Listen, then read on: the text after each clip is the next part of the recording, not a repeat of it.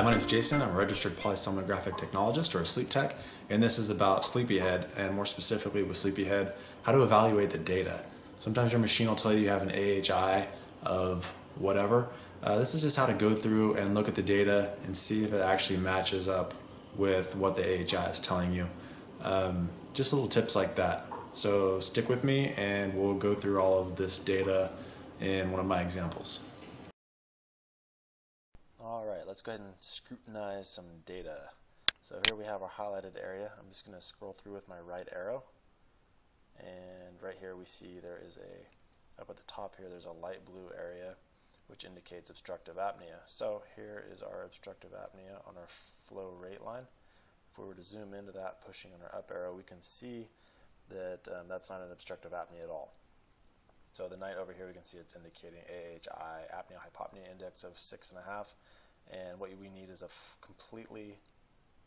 complete flattening of this line for it to be an obstructive apnea. We don't have the benefit of EEG along with this, so we don't know if they're waking up or not. So it's pretty difficult to say if this is an event at all. At the most, it would be respiratory effort related arousal. But again, with EEG, there's no evidence of that. So right here, right away, we could kick this one out as not being valid. And if you are one of those that would want to recalculate everything, by all means. So now we have an obstructive apnea. I'm sorry, now we have what's a dark blue, which is indicating a hypopnea. So zooming in on this, now we see that there actually is mostly a flat line. And it's lasting, let's see, is it lasting 10 seconds? It's probably about 10 seconds, so it would qualify for an event if it is something. We see little slight bumps in there, so yeah, that could be a hypopnea. And then we have a dot here, which is for the pressure pulse. Now the pressure pulse, what that is, because this doesn't have respiratory belts, so the belts during your sleep study, you had one around your stomach and around your chest. So when you stop breathing, if those are moving and no air is coming through, it means your body is trying to breathe, but you can't. If you're not breathing and those belts are still not moving, it means you're not even trying to breathe, which would be a central apnea. So what this pressure pulse does is it replaces those two belts. It sends like a little ping, like a sonar, a little puff. If it gets feedback or enough feedback, it knows that there's an obstruction right there, and it would call it obstructive apnea. If there's nothing there, it would call it a central apnea, or in this case, it would call it a clear airway apnea, which would be the CA, or denoted by the purple. We have some of those coming up. So is this something? Yeah, probably. Yeah, probably. It's a long way of saying yeah, probably. So here we have another, what they're calling an obstructive apnea. Quite honestly, this area right here in front of it looks like the person's waking up. So I would throw that out just because of that. But again, you can see that it's not completely flattening. So another reason why you want to go through these and look. And another obstructive apnea with clear movement. Again, I would say this is probably like a position change right here. There's nothing here to indicate that they're in this area ramping up, like it's getting bigger really.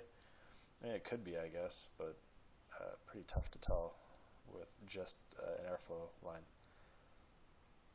At any rate, I would say that this is an arousal right here, and then they're just getting back into the sync of breathing. For whatever reason, there's a random pressure pulse right there. So we'll cruise through. Again, one of those situations, if anything at all, this is a post-arousal event. I would call this right here an arousal. This right here, if it's anything, it may be a respiratory effort related arousal, but I even doubt that. It looks like they were just sleeping, kind of woke up, and they're settling back into it, so you would discount this anyway. And there's another situation like that. All this choppy, garbage looking flow right here, it's usually someone awake. So if anything, this is a rear right here, and that would not be an obstructive apnea right there. And this would not be an obstructive apnea just because it's simply not an obstructive apnea. You're starting to get the theme here. These machines, they do a decent job in letting you know if your sleep, or if your breathing during sleep is good or not, but they're definitely far from perfect.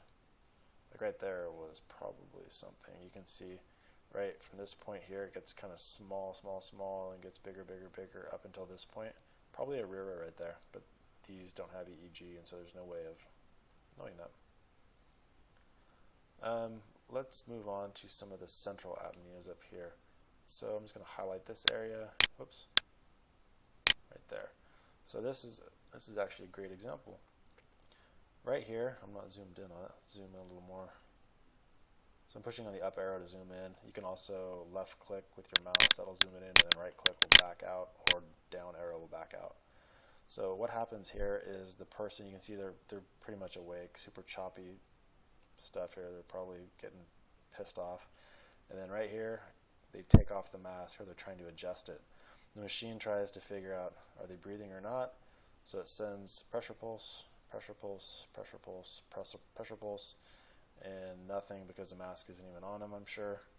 You can see this is proven by the leak rate here. It spikes up during that period, so the mask is off them.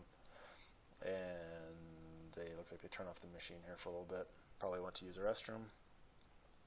Came back, and you can see not an obstructive apnea. They're probably still awake, and you can see they're still probably messing with the machine. They probably lifted it up,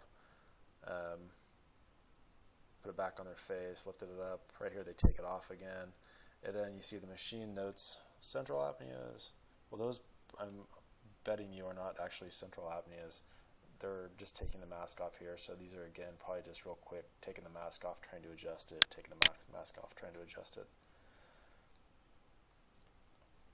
So again, this is a reason why it's a good idea to go through the data on nights that you're kind of wondering about clusters of events.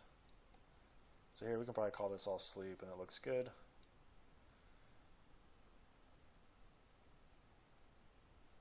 But see, this thing's just, I mean, tons of these things. I have no idea why this hypopnea is marked. No idea why this obstructive apnea is marked. This right here looks like a natural awakening, I would guess, because there's really nothing to speak of in front of it. I don't even know why this pressure pulse was triggered. Again, another obstructive apnea, no business being there. It doesn't look like anything at all. So you're starting to get the theme here. Let's move on to some other stuff and see if we can find something of interest. So here's a good example of a central apnea that probably actually is a central apnea. We don't know this, again, no EEG, but I mean that certainly is flat. And then you see the pressure pulse at the end of it. It got no feedback, so there you have it. Let's move up to this other central apnea, the one that was marked. And this looks like a post-arousal one. So maybe a hypopnea or maybe a respiratory effort related arousal or a RERA. And then you see the central apnea. This actually would not be counted in this case because it is post-arousal. Just a hunch. And again, this one's mismarked, and this one may or may not be marked right, but I would guess it's not real because the patient takes this off. So I'm guessing that they probably are lifting the mask up off their face after this. So they're probably not even awake. They're probably not even asleep in this period here.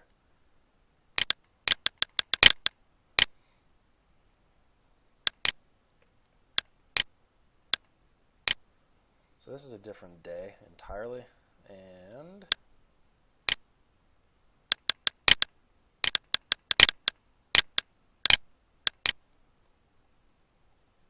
you can see they're just kind of cruising here.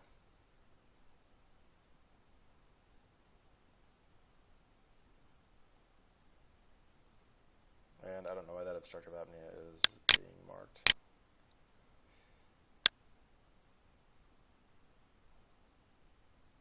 So actually, why they call this a hypopnea versus this not a hypopnea, I don't know. They look the exact same to me. And without even SpO2 monitoring, blood oxygen levels being monitored, how do you even know that? I don't even know.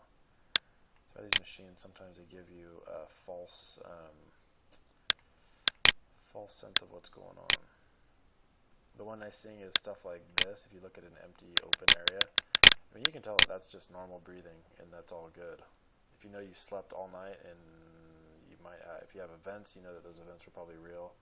If you have long periods of nothing like this, then you know your sleep is probably really good. This is right before the person woke up or at least turned the machine off, so let's take a look at that.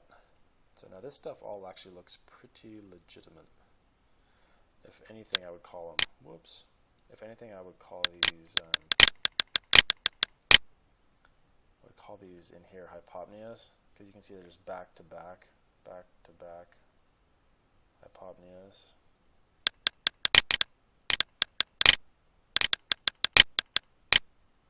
All that, and then right in this area, it looks like they actually wake up and they say, screw this, man, I'm taking it off. And so they take it off over here. So this is a different date entirely. You can see that there's normal breathing prior to this, and then right here where the obstructive apnea is marked, this is cool, because this is actually the way it should work. Normal breathing, flat line, pressure pulse says, nope, I'm getting feedback. They are choking. And then bigger, much larger waves here is when they're like gasping for air. So this one is, I would say, definitely legitimate. Count it, absolutely. But then you go over here, and obviously this is not flat, so that can't be an obstructive apnea, and it's right after an arousal, so it's probably nothing, but we see a couple of them here, another obstructive apnea marked. So this AHI of 9.19 is already looking a little bloated. And right here is another episode of a central apnea, and you can see breathing is very stable up until this point, so it's probably real. And right there from here to here is about 10 seconds, so it would count. This little hump here is caused, no doubt, by this pressure pulse. It's saying no feedback, so that is probably a central apnea if the person is asleep, which I have no reason to see why that would not be correct. Now this is probably an actual this here, and from here to here, and from here to here is probably some sort of an event, but it's not marked.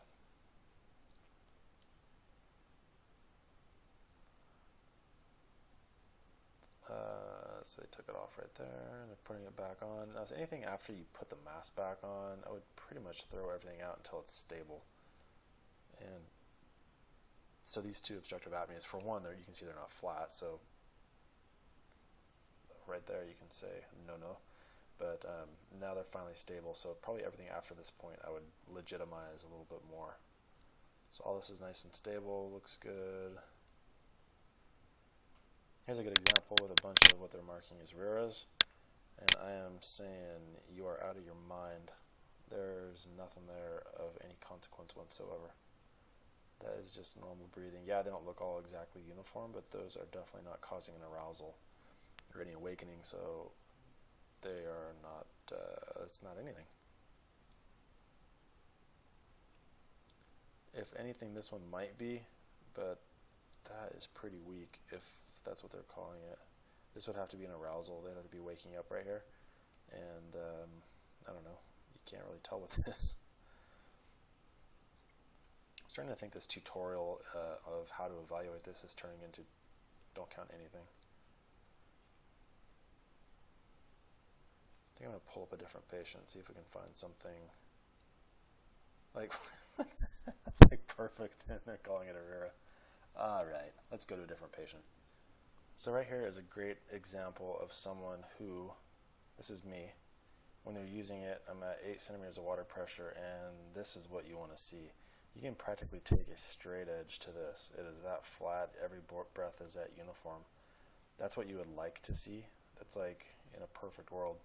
So if we zoom in on this, you can see every breath. I mean, that's, you know, without even looking at the leak, you know that that is about as leak-free as you can get. Every breath is uniform. No apnea, hypopnea, anything is present. So I'm excited to zoom up to that little blue slash up there. What do we have?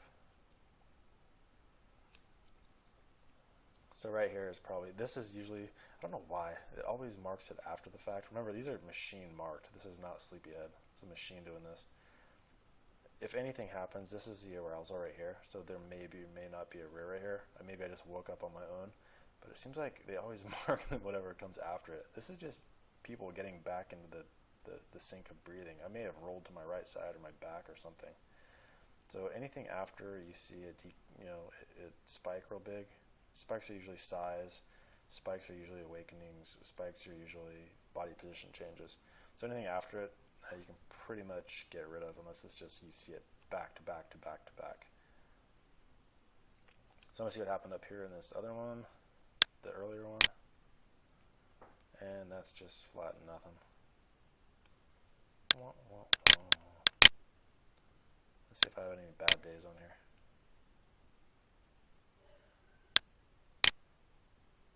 Ooh. No. Looks like all this in front of it, how choppy it is. I probably woke up and then doing something.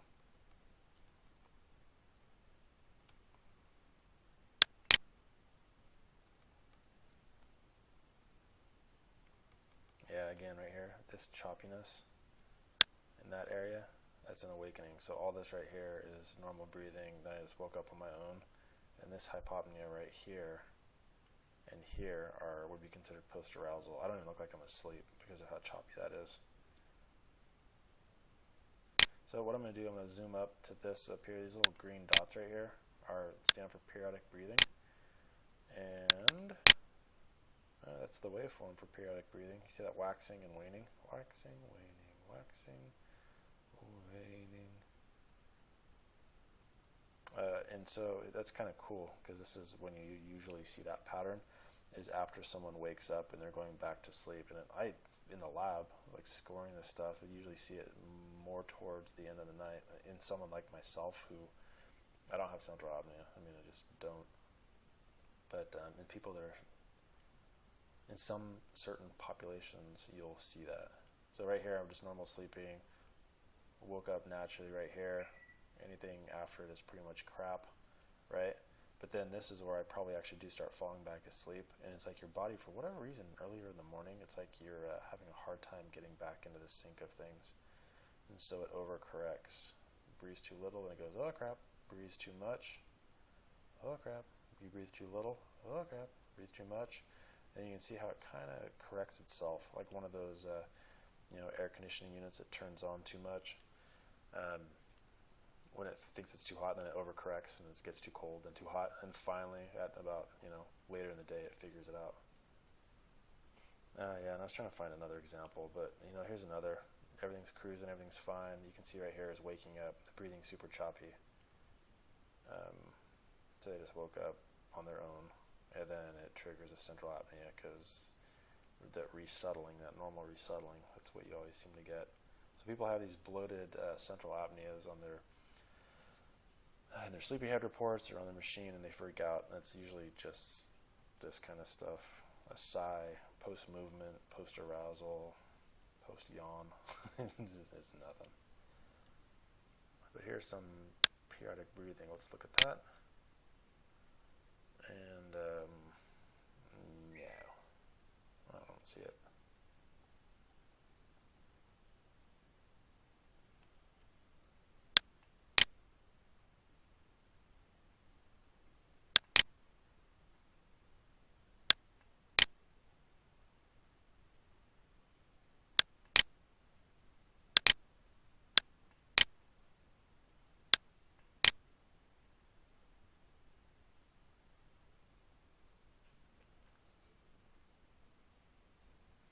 So here's a good example of one.